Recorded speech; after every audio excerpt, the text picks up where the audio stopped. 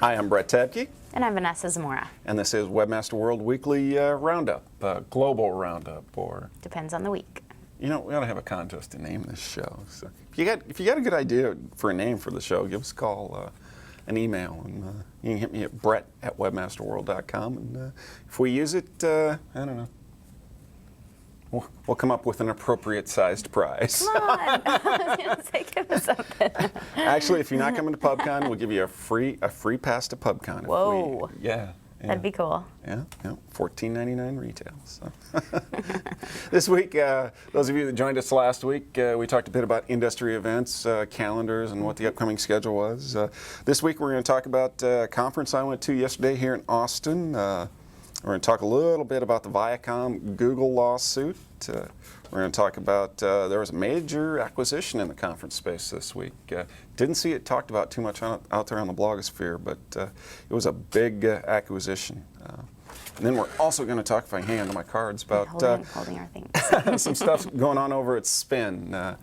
Some interesting developments. Can't help but throw that phew in there when you. I know it's got to be Spin. It's Spin, you know. So anyway. Okay. All right. So let's talk about that Viacom lawsuit, the copyright infringement lawsuit against Google. Currently have $1 billion lawsuit, and there was a big thing this weekend where a judge in New York ruled that Google would have to turn over the usernames and viewing history as well, along with the IP addresses of YouTube viewers. So this creates a huge problem for privacy advocates, and I would think the general public. Right. Itself. Well, and then this week, the judge declared that they could scrub that data clean. Yeah, actually, it was an agreement, I believe, between Viacom and Google, in which they said, go ahead and anonymize it. We're not as interested in the names as we are in just proving our case here. So. What do you make of that? Interesting lawsuit, one definitely worth watching. You know, a lot of people are drawing parallels to the RIAA lawsuit against Napster, which Napster eventually lost. And Napster wasn't even hosting the MP3s. Napster was just a search engine for MP3s that lived on people's computers. In this case, Google is actually hosting. Some people think they have plenty of legal room to hide or protection underneath the DMCA Act, safe harbor provision for internet service providers. But it's an interesting lawsuit, worth watching. I think ultimately Viacom may get that data back, may get the usernames back to do the same thing the RIAA did, go against the uploaders and the viewers. Same thing they did with Napster, so it may not be over with on that account yet. So as viewers, we're not protected, really? By the law, no, we're not. No, we're not. Not entirely. I'm not a lawyer, but the RIA sure makes strong claims against people downloading, viewing MP3s, and there's a little difference to what's going on YouTube, because you can close your browser down, and there's that flash file right there in your browser cache. You can do whatever you want with that video. So yeah. But in this case, Viacom's probably going to be able to use that data to prove that the majority of YouTube's success is based on copyrighted data, copyrighted content, including a bunch from Viacom. So yeah, definitely worth watching. I think it has long-term ramifications for content on the internet. So the real question is whether YouTube will remain if YouTube doesn't have this copyright content. Right, right. Come on, users, upload your videos. Very well worth watching. But, yeah, interesting. Anyway, next one. Yeah, so talk about this week, what we've been up to here. Had a couple visitors in the office, which was nice. Yeah, yesterday went down to a conference called SEM for SMB here in Austin, the very first inaugural conference they had. About 150, 200 people from what I understand. First time it's ever been here in Austin, and our good friend Todd, Oilman Friesen, stopped in, brought along Kate Morris and Seth Wild. So that was kind of nice to have those guys in town. It was nice. Right. Went up to the Oasis, little plug there, our favorite little not good food place. Oh, you go for the view, not the food. It was nice, yeah, definitely. I think Todd will have some news of his own here. Yeah. A couple of weeks to a month. So good seeing you again, Oil. Thanks for stopping by.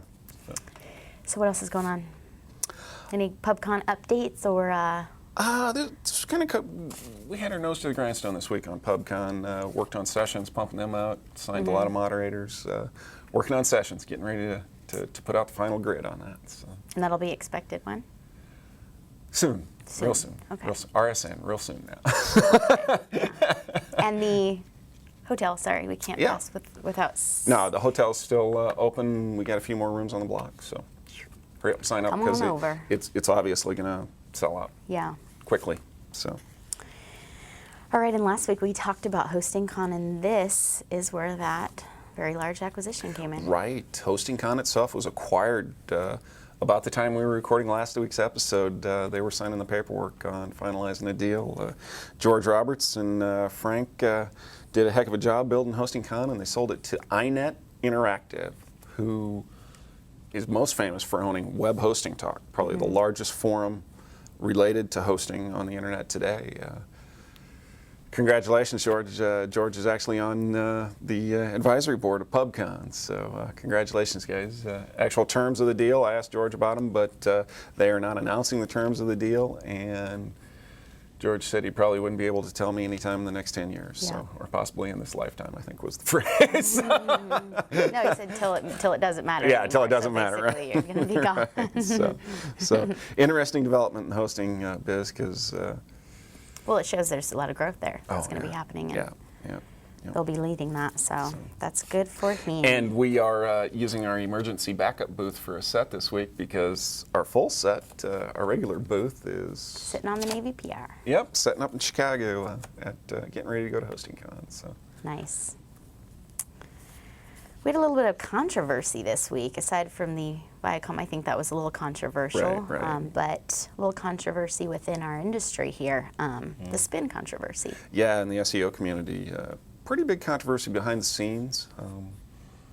Former longtime WebmasterWorld moderator, Page One Results, Edward Lewis, probably most famous for his SEO consultant site directory, highly respected site, a directory of SEOs on the internet. He made some allegations this week against Spin and Spin editors that they had been promoting and devaluing certain stories, burying certain stories. People we like. Exactly. So he got his account terminated. Yeah, July he did. 16th. He I mean, did. it was like you were violating our rules. You were being mean to our moderators. You're done. Right. Which, who can? You have a disruptive user, you have to take action. But interesting story, not so much because it is juicy and it involves spin or it involves SEO, but it's just another example of a startup SM, social media type site, having problems. Whenever you have user rankings involved, they're going to be manipulated. Yeah. Every place on the web we have seen where user input was requested by voting or thumbs up, thumbs down, style approved, disapprove, has been violated somehow. It has been manipulated from Dig 2 years ago. In fact, Danny was the one that raised the flag on Dig a couple of years ago that Dig had problems with their system being manipulated. Yeah. And especially a site like Spin, what's made up of who? Social marketers, SEOs, SEM, whose job it is to manipulate this stuff, to manipulate search engine rankings, to manipulate spin results. So. Ultimately, it works out in the wash. But from what I've seen, it looks like he's just trying to make a point, because if you go back and you look at what people are coming back and saying, hey, I did it for this reason, for that reason, for this, they have their reasons, but really what's too much, I guess, is what it is. Right. And is it really important at the end of the day? Right. It's important at the beginning because it's going to get manipulated when you're talking 10 clicks or 20 clicks, but as it grows and we get into hundreds of clicks, like Dig, it's pretty hard to manipulate Dig to push something to the home page where it's going to matter and you're going to get a huge amount of traffic off of Dig. You're talking 800,000-900,000 clicks to get to the front page, to get to a hot story.